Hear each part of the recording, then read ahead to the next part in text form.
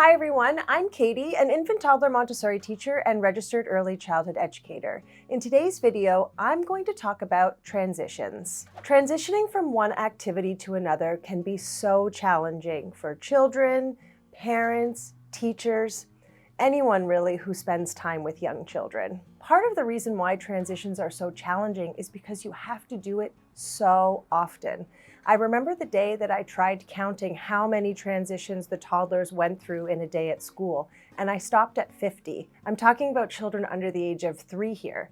Imagine being 2 years old and being asked to start and stop an activity over 50 times. Here are some examples of the transitions that children go through in a day at school.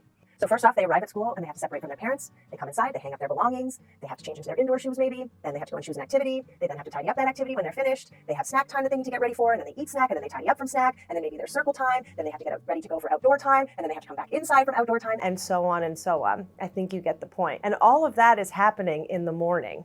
Just the morning, so the first few hours of their day at school. At home, it's very similar. The transition from sleep to wake, they have to get ready for breakfast, they have to finish breakfast, they have to get themselves dressed, they have to get out the door, and so on. I think it's really important to let that information sink in.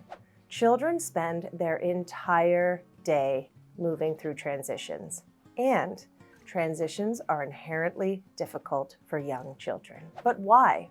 The main reason why transitions can be so difficult for young children is because they are rarely in control of them. Children live in the moment. It's one of the most beautiful parts of childhood. They probably aren't thinking about lunch while they're playing at the park unless they're hungry. And they're probably not thinking about the fact that they're going to have to clean up all of these toys that they're playing with when they're finished. It can be really difficult to understand why they have to leave the park now, or why it matters that dinner's ready and it's time to clean up. They're engaged in something, probably enjoying themselves. Why do they have to stop? As adults, we rarely consider how many transitions we go through in a day because, unlike children, we are in control of them. And so many of them have become a part of our daily routine. We're also usually planning ahead, planning our day around meals, activities, etc. Young children just simply don't have enough life experience yet to develop habits around meal times, cleaning up, etc. It takes practice. Transitions are typically when you see challenging behaviors emerge, like not listening, running away, getting upset. With each new school year, I knew that there were going to be children that were going to have trouble moving through the transitions of our day. It was a common occurrence. It was expected because the children in my classroom were very young. They were toddlers, and they simply lacked the life experience. They hadn't practiced moving through transitions enough. I also found it really helpful to remind myself that the behavior was a result of the transition. And if I could figure out how to make the transition go smoother, the behavior would likely stop. Now, it's worth noting here that if the child is tired, hungry, sick, or dysregulated in any way, then transitions will probably be more difficult than they usually are. If your child is having a particularly hard time moving through transitions, consider that it might be for one of these reasons. And if that's the case, it can help to slow down, offer extra support, or adjust your expectations. Now, here are some strategies that I used in the classroom to make transitions a little bit easier that you can use at home too. Number 1, have a daily routine. Young children thrive on predictability. It makes them feel safe and in control. So if they know that every day they have to brush their teeth after breakfast or they have to tidy up their toys before dinner, they'll eventually absorb this routine as a regular habit. But please note that when I say here eventually, it will take time. Consistency is key. It took weeks, sometimes months, for the children to absorb the routine of the classroom. But we remained consistent, had predictable routines, and the transitions did become easier.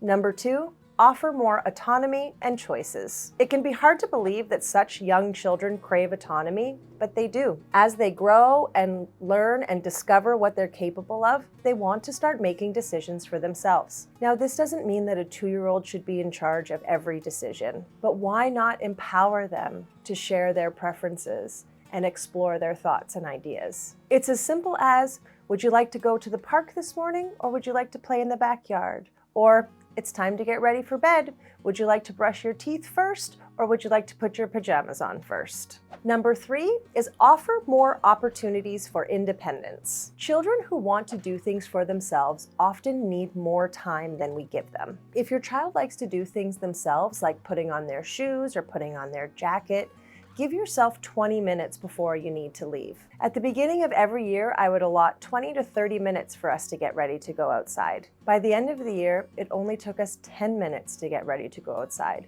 because the children had been given so many opportunities to practice in a way that they weren't rushed to get out the door, and we watched these skills naturally develop. So of course, what happened is they got faster at it, and we just needed less time. Number 4 is to use an auditory or visual cue. The concept of time is basically meaningless to young children, so they don't fully understand when we simply say things like, "You've got 5 more minutes to play," or "Dinner will be ready in an hour." For some children, a visual or auditory cue can be helpful because it provides them with a concrete representation of time. Visual timers are great because they offer both an auditory and visual cue.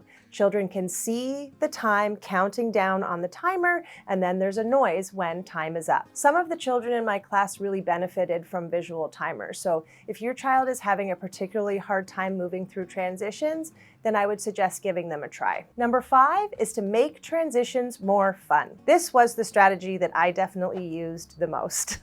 Making them more fun can help not only the child, but you as well. Can you turn cleaning up into a game where you go as quickly as possible and see how fast you can get all of the toys back into the basket?